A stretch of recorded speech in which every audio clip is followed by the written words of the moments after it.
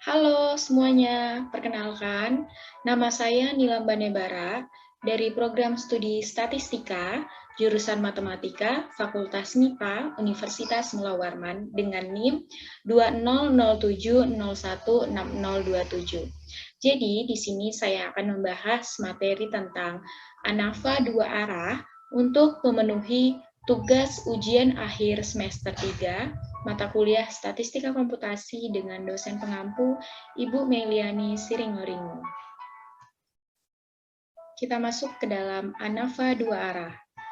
Jadi di sini ada soal, kita dapat melihat di sini ada faktor A dan faktor B. Untuk faktor A itu ada tingkat 1, tingkat 2, dan tingkat 3. Kemudian untuk faktor B itu ada tingkat 1 dan tingkat 2. Dengan menggunakan tingkat signifikansi sebesar 0,05, kita akan menguji apakah terdapat perbedaan dalam rata-rata faktor A, dalam rata-rata faktor B, dan apakah faktor A dan faktor B memiliki interaksi yang signifikan.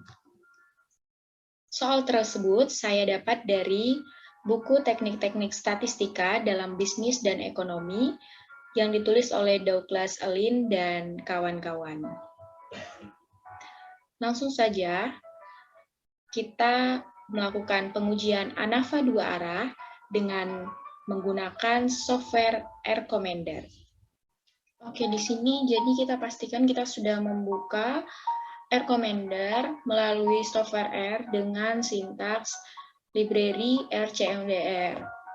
Jadi, pertama-tama kita input datanya dulu dengan klik data, new dataset. Di sini kita beri nama sembarang saja. Di sini saya beri nama ANAFA UAS. Kemudian dari data yang ada di soal tadi itu terlihat ada 18 data. Jadi kita add row-nya itu sampai 18.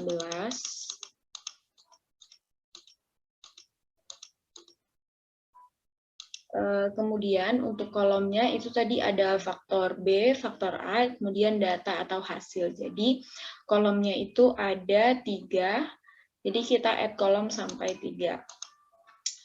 Jadi untuk kolom pertama kita beri nama hasil, kolom kedua kita beri nama faktor B, dan kolom ketiga kita beri nama faktor A. Kemudian input datanya.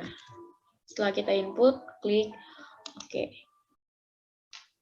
Untuk langkah pertama, kita klik data, manage variable in active dataset, kemudian convert numeric. Kita pilih faktor A terlebih dahulu, kemudian di faktor levelnya pilih supply level names, klik OK. Jika ada yang seperti ini, kita klik yes. Kemudian tadi di soal itu untuk faktor A itu ada tingkat 1, tingkat 2, tingkat 3. Sini kita beri nama 1, 2, 3. Itu dari kita, terserah kita beri nama apa. Di sini saya beri nama 1, 2, 3. Dengan langkah yang sama untuk faktor B. Ini tetap supply level names. Klik OK, klik yes, kemudian kita beri nama 1, 2. Oke. Untuk uji yang pertama yaitu uji normalitas, kita klik statistik, kemudian summarize, pilih test of normality. Di variabelnya kita pilih hasil, terus normality testnya kita pakai Shapiro-Wilk. Di test by group, pertama kita untuk faktor B terlebih dahulu. Klik OK, kemudian klik OK. Jadi di sini adalah normalitas untuk faktor B. Dengan langkah yang sama, statistik, summarize, kemudian test of normality. Di test by-nya ini kita ganti faktor A. Klik OK, klik OK. Jadi di sini normalitas untuk faktor A. Kemudian kita masuk ke uji homogenitas. Kita klik statistik, klik variance, leave me test. Untuk faktor A, dengan respon variabelnya hasil, senternya kita pilih min. Klik OK. Ini untuk uji homogenitas faktor A. Untuk faktor B, penghalangannya sama, klik variance, pilih Leveni test, kita pilih faktor B, kemudian kita klik OK. Selanjutnya sama, itu untuk faktor A dan faktor B terhadap hasil. Jadi kita pilih dua-duanya. Senternya tetap min, terus responnya itu hasil. Kita klik OK. Jadi ini uji homogenitasnya. Kita lanjut ke uji ANAVA. Klik statistik, kemudian means, kita pilih multi way ANOVA, karena kita uji ANAVA dua arah, lebih dari satu arah. Kita, di sini tulisannya pick one or more, jadi kita bisa memilih lebih dari satu, kita pilih faktor A, faktor B, kemudian di sini namanya terserah, saya beri nama ANAVA UAS. Kemudian sudah kita pilih faktornya faktor A, faktor B, dan respon variabelnya kita pilih hasil, klik OK. Di sini terlihat untuk uji ANAVA dari faktor B, faktor A, dan faktor A, faktor B. Demikian pengujian menggunakan R-Commander untuk uji ANAVA dua arah. Selanjutnya, setelah melakukan pengujian pada software R-Commander, pertama untuk uji normalitas pada faktor B. Tadi kita menggunakan uji normalitas menggunakan Shapiro-Wilk. Untuk faktor B pada tingkat 1, p-value-nya sebesar 0,5209, tingkat 2, 0,6451. Untuk hipotesis H0, data faktor B berasal dari populasi yang berdistribusi normal, H1 data faktor B berasal dari populasi yang tidak berdistribusi normal. Karena seluruh p-value-nya ini lebih besar dari alfa 0,05, maka dapat diputuskan gagal tolak H0 dan dapat disimpulkan data faktor B berasal dari populasi yang berdistribusi normal. Lanjut uji normalitas untuk faktor A. Untuk p-value tingkat 1, 0,9845, tingkat 2, 0,4888, tingkat 3, 0,2212. Hipotesis H0, data faktor A berasal dari populasi yang berdistribusi normal. Untuk hipotesis H1, data faktor A berasal dari populasi yang tidak berdistribusi normal.